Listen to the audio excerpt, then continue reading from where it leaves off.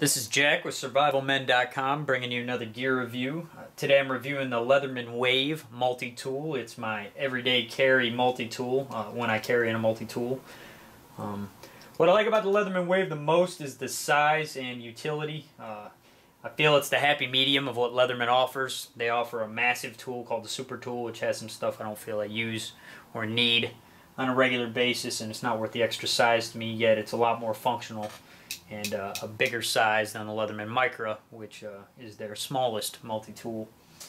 My first impression when I got it was, the quality was great. Everything seems to work well. The reactions were well. The tools came in and out. One thing I did notice, as you can see, I got the black oxide version, mainly because I got a great deal on Amazon. It was like $44 for the black oxide, and this typically has a street value of $80, whether it be Target, Walmart, whatever. With the black oxide coat, I've noticed that the deployment of the various tools was a little rougher. There was a little more friction right off the bat the first month of use, just because I feel that the coating, they probably did that after the fact, then put it together and made the tolerances slightly tighter. So it took a little more break-in than my typical Leatherman, which is usually great right out the box. That's one thing to note. Back to the size, it's about 4 inches closed, weighs about 8.5 ounces, which I don't feel is too heavy for a multi-tool. The blades in it are about 3 inches long. I think they're 2.9 on the specs. It brings me to the utility of the whole thing. One thing I have seen over the years as I've owned various Leathermans is they've moved to certain tools being able to be deployed on the outside. I really like that. Things like the knife. I can access it without having to open it up and then close it back like you used to with the older Leathermans. Everything's got a locking mechanism. The locking mechanism on the knife is right here. You'd push this over and you can close the blade. I like how it gives me, there's not a tool on here I don't use. If I had to pick one that I use the least, it would probably be this diamond file. I've only used it a couple times. It did work very well. It too even locks into place on this side, which is nice. But other than that, I use typically everything quite a bit. Straight blade, serrated blade, which I find very handy for cutting ropes, cutting nylon bands, that type of thing. The other side has a great little saw. It's a good size that you can cut, whether it be 2-inch sticks, that kind of thing. Good starter firewood, that type of stuff. Brings me to the fold out, to the always present pliers. They work great. Typical Leatherman pliers. These aren't spring-loaded. I like that. I've got a Gerber that's spring-loaded, which gets kind of annoying sometimes when I'm not looking for that feature. Other tools, it's got a universal tool socket. You can pull this out. You can see the socket there. It takes bits like this. This is the bit that came with it. It's a small Phillips head, flathead. Slides in there like so. Works very well. There's an aftermarket kit you can see right here of all sorts of bits. Comes with a case, comes with the bits. You get 2 types, you get 2 rows of these bits. You name it, you've got it. It's got Torx head, Phillips head, square heads, Allen heads. Very handy. I believe this cost me like 15 bucks. This kit.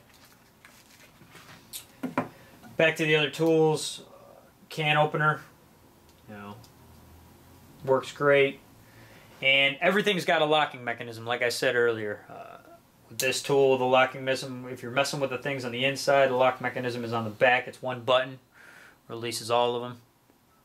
You can see there. You push that, it allows you to release it. Very nice. Same button exists on both sides of the inside tools. That's it for the tools on that side. Tools on this side. Big flathead. That's nice.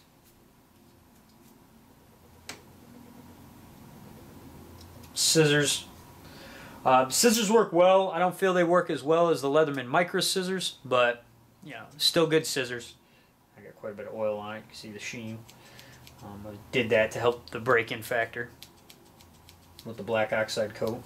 But they work good. Like I said, not as good as the Leatherman Micra, but still good scissors. I've had no issues with it for the things I've needed cut, whether it be nylon string, that type of stuff. Another thing in here, another tool I really like, it's something I used to always use in the Micra, and when I'm carrying this tool I got the same functionality. Itty bitty little flathead screwdriver. This is great for tightening little screws on sunglasses or regular glasses, those types of things. It's the exact tool you'd use for that kind of stuff. You can also use it as an awl if you needed to punch a hole and stuff to do various gear repair, that type of stuff. Handy, really nice, I like that. And it's got a ruler on the side. Your typical Leathermans, they're notched off to have a ruler on the inside. You can see this one goes up probably about 8 inches due to the fact that it's 4 inches closed. Brings me to the carrying case. I like the carrying case that came with it. It's a pretty good case. It's great for your typical everyday carry. It gives you the option of belting it onto your belt like this, or it's got a case too where you can push it in like this. I typically carry it like this and not upright, because upright bothers me when I go to sit in my car to drive, that type of stuff. So I typically go like this if I carry it on my belt. So pretty good stock case. This is the nylon case. They have a leather case too, which I think comes with some of them. I don't think that one's as good. I don't think it gives you the versatility options. I could be wrong. Let me know if I am. Another aftermarket sheath, which I did get because I have a Black Hawk backpack, is there's a Molly pouch for the Leatherman Wave. This works great. It's got a drain hole on it.